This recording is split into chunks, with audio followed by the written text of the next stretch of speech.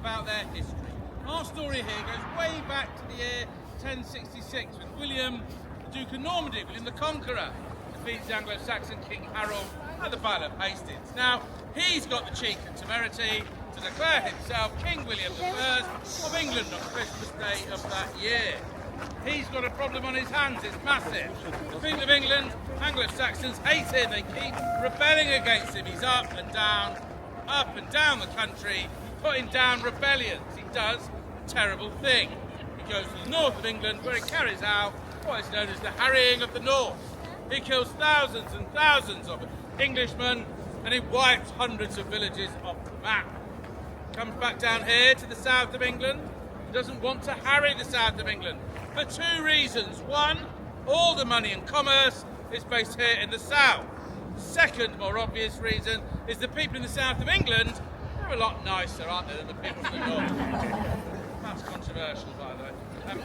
So he decides to impress and overawe the citizens of London. To do that, he builds his first royal palace and fortress. See the flagpole there? Just see the flag? That is on top of the original Tower of London. We will have a perfect view of that later on in the tour. Over the next 300 years, this place got bigger and bigger. In 1220, they built 13 towers in a circle, joined them up the wall. The inner wall was in 1280, 6 more towers, 2 gun emplacements, and another wall. There it is there, the outer wall. This place has been used for many, many things over hundreds of years. It was the royal palace. All of our kings and queens lived here for well over 500 years. It was a secure storeroom. The crown jewels were moved here in 1303. Prior to 1303, they were stored down the road at Westminster Abbey and looked after by some monks. In 1303, a plot was discovered for them pesky monks. They were planning to steal some of the jewels and sell them off.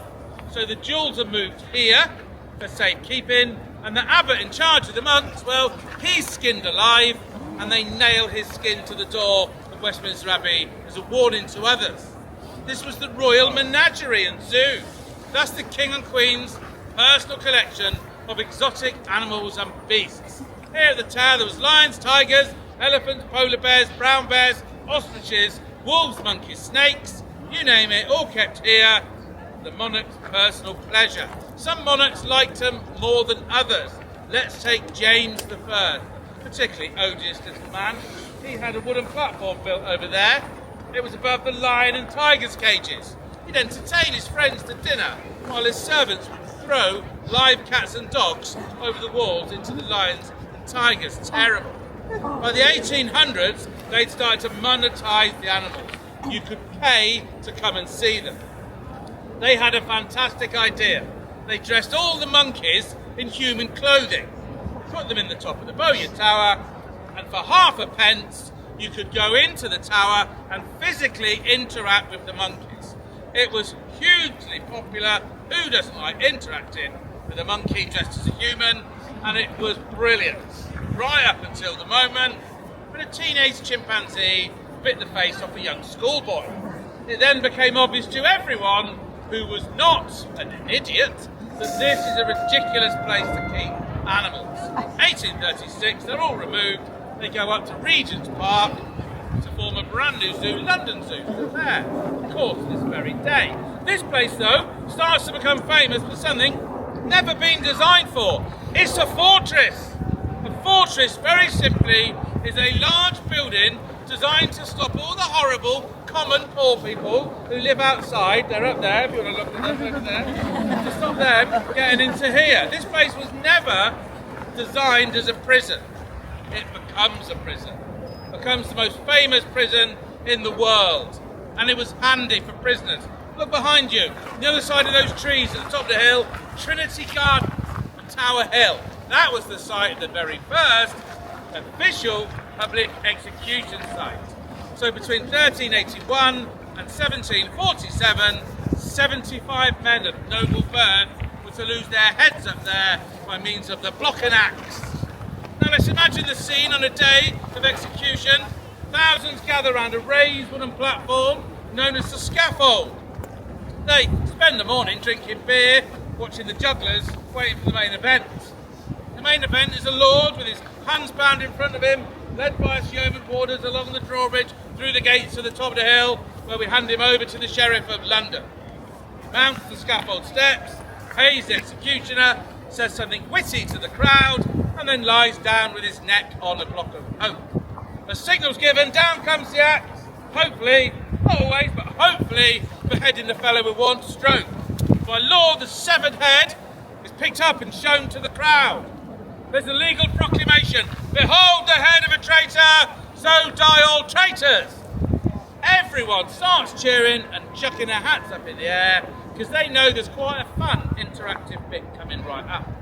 The severed head is rammed onto a pike, a tall handled soldier's spear, and is carried through the streets of London, much merriment and children dancing round it, that way over to London Bridge. There the head is ripped off the pike and rammed onto a special set of spikes above the gateway entrance to our city. Now it's there as a warning. You had to have a physical warning, kids. In those days there was no social media, imagine that. No TikTok, Twitter or Facebook. So when you came here to London on your long weekend, pull in your stupid little suitcase on wheels, you'd look up, see a row of rotting heads dripping onto the pavement, and you would realise that we're operating a zero tolerance policy for traitors. It's efficient, I've studied it. There's a 100% non-reoffending rate for people with their heads cut. Some people are lazy, that's fine. They couldn't be bothered to follow the head. They can have some fun at the top of the hill with the headless, bleeding corpse. A headless corpse is placed on a handcart. The cart is pushed in and out of the crowd. The crowd are encouraged to press forward to dip their handkerchiefs in and out of the blood. It was meant to bring you good luck and cure many illnesses. Actually, after hundreds of years of intense medical study, we found out that it didn't do. Headless corpse comes down the hill, through the archway, along Water Lane, turn left at Traitor's Gate, go through the archway, off the bloody tower, up the medieval steps, very quickly buried in an unmarked grave, Chapel Royal of St Peter ad Vincula. On the tour today, we will follow the same route as the headless, bleeding corpse and finish our tour right next to where all the rotted bodies are buried. Little treat for the kids. Now, before we move off, we're a very forward-looking organisation. We're always encouraged to improve what we do, improve our output for you guys. I myself will come up with a big finish for this part of the tour. Never used it before on the general public. I practiced it at home. I'm going to use it now, but guys, just bear with me because it's the first time while I mentally prepare myself.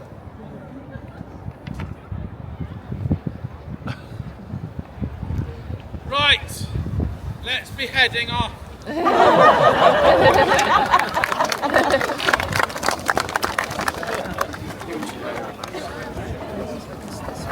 So, excuse me.